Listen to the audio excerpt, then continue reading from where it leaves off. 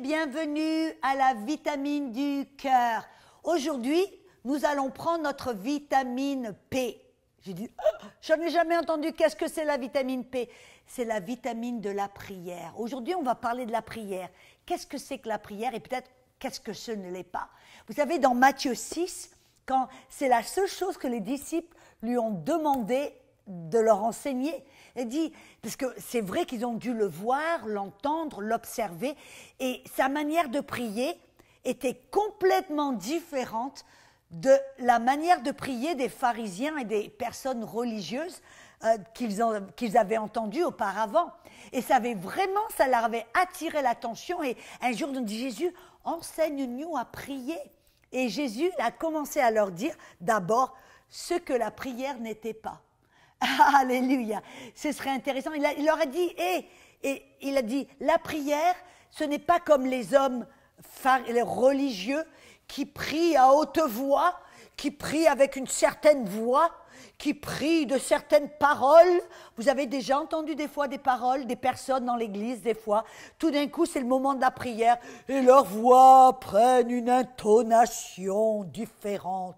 Et puis ils vous parlent après tout comme ça. Et puis je dis, mais pourquoi ils ont changé de voix? Oh, parce que je parle à Dieu. Alors ma voix doit... Vous voyez, mais Jésus l'a dit, alors les gars, ne faites pas cela. Parlez d'une manière naturelle avec votre Père. Et aussi, vous avez entendu des fois des gens qui veulent prier. Et tout d'un coup, wow, ils commencent à hurler. Ils commencent presque à taper les murs et à hurler. Et moi, je me dis, oh là là, mais Dieu, il n'est pas sourd. Et Jésus il leur dit, ce n'est pas si le ton de votre voix ou l'ampleur de votre voix qui va faire une différence. Et il leur a dit aussi, faites attention de ne pas multiplier les mots. Vous savez, moi je me rappelle, j'étais une fois dans un groupe de prière, il y avait une dame, elle priait tout le temps. Et j'avais du mal à l'entendre parce qu'elle multipliait tout autour, les mêmes choses. Elle disait toujours la même chose, elle le disait de 10 manières, bon j'exagère un petit peu, de plusieurs manières différentes. Comme si Dieu, il n'avait pas compris la première fois, alors il fallait qu'elle le dise de cette manière, avec ses paroles, et ça devient compliqué. Amen. Et Jésus, il nous dit aussi, faites attention de ne pas prier pour être vu des autres ou entendu des autres comme pour les impressionner. Et ça, je le vois tout le temps. Je vais des fois dans des églises et tout d'un coup, il y a toujours celui ou celle-là qui va tout d'un coup prier puis veut nous montrer comment il sait prier. Hein. Alors, regardez-moi, voilà, je prie. Et vous savez qu'est-ce que Dieu, quand il entend ça et qu'il voit ça, il se dit, mais lui, ça le dégoûte. Bon, c'est peut-être une parole un peu trop forte, mais bon, vous comprenez ce que je veux dire. Non. Jésus, il a commencé à enseigner les disciples de ce que la prière n'était pas. Il dit, ce n'est pas la longueur de votre prière, parce que souvent les prières les plus courtes sont les prières les plus puissantes. Vous pouvez voir par exemple dans Jean chapitre 17, on voit là, c'est en rouge dans ma Bible, c'est les prières que Jésus a priées, attendez, pour les disciples, pour tous ceux qui allaient croire en eux et pour le monde. Et c'est un chapitre et demi. Et voilà l'ampleur de sa prière. Et pourtant, ses prières étaient puissantes. Donc, ce n'est pas la longueur de votre prière qui va faire que votre prière est puissante.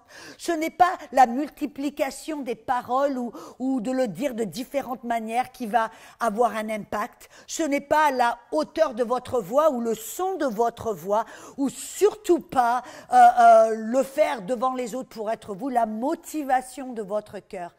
Gardons un cœur pur. Et Jésus, ensuite, il explique aux disciples, il dit, quand vous priez, ne soyez pas comme les hypocrites.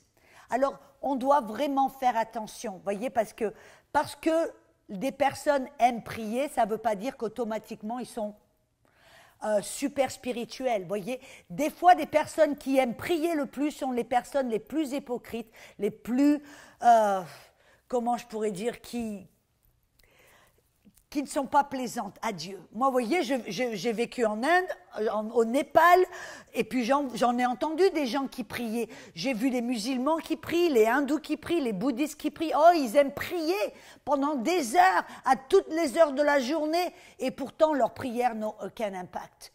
Sur ce que Jésus nous montre, il fait, faites attention à ne pas être comme les hypocrites, mais faites attention que votre cœur, amen, que vous priez avec une motivation pour parler au Père.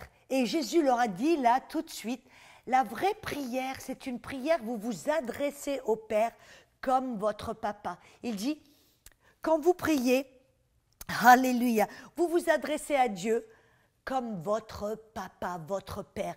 Voyez, pas comme El Shaddai ou Jéhovah ou bref, tous les noms de Dieu. Non, non. Adressez-vous à Dieu comme votre Père. Voyez, regardez et observez un enfant.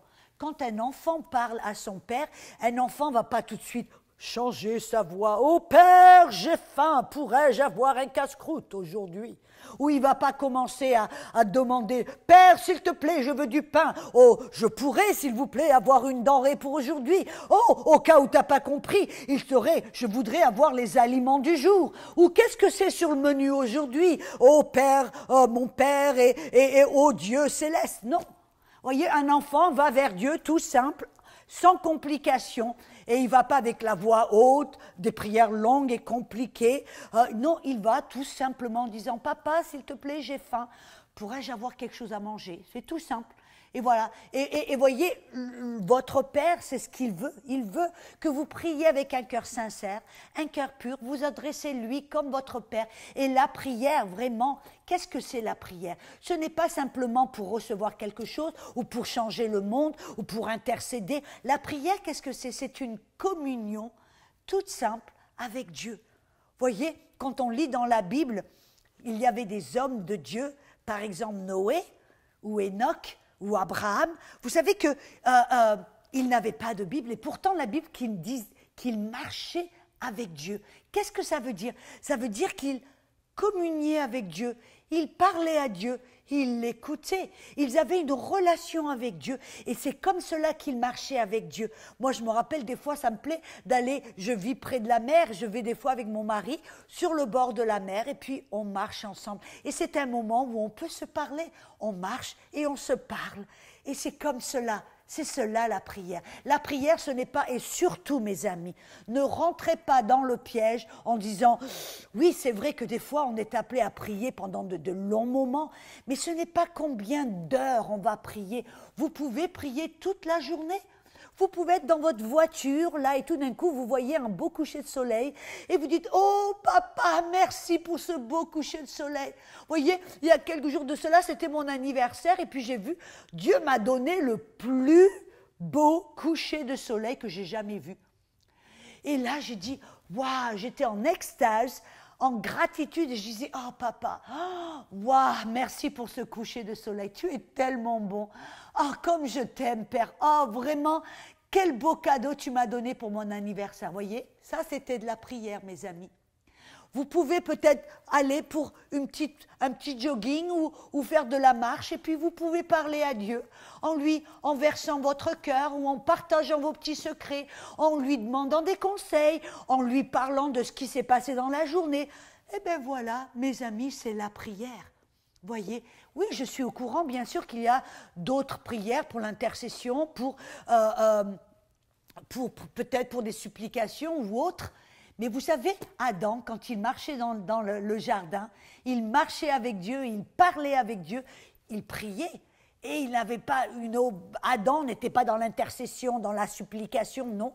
Il marchait avec Dieu, il jouissait de la présence de Dieu. Allons, restons simples, retournons à l'essentiel, qui est une vie d'intimité avec Dieu. Et arrêtons de rentrer dans les règles, dans les méthodes, dans les principes de la prière. Et soyons simples à simplement parler à notre Père, parce qu'il nous aime, il veut nous écouter et il veut partager avec nous plein de secrets, plein de belles choses. Il veut partager son cœur avec nous. Alors, allons, je veux vous encourager à prendre votre vitamine P et aller parler à votre Papa Céleste et partagez votre cœur et écoutez ce qu'il a à vous dire. C'est aussi simple que ça. Oui, c'est la prière.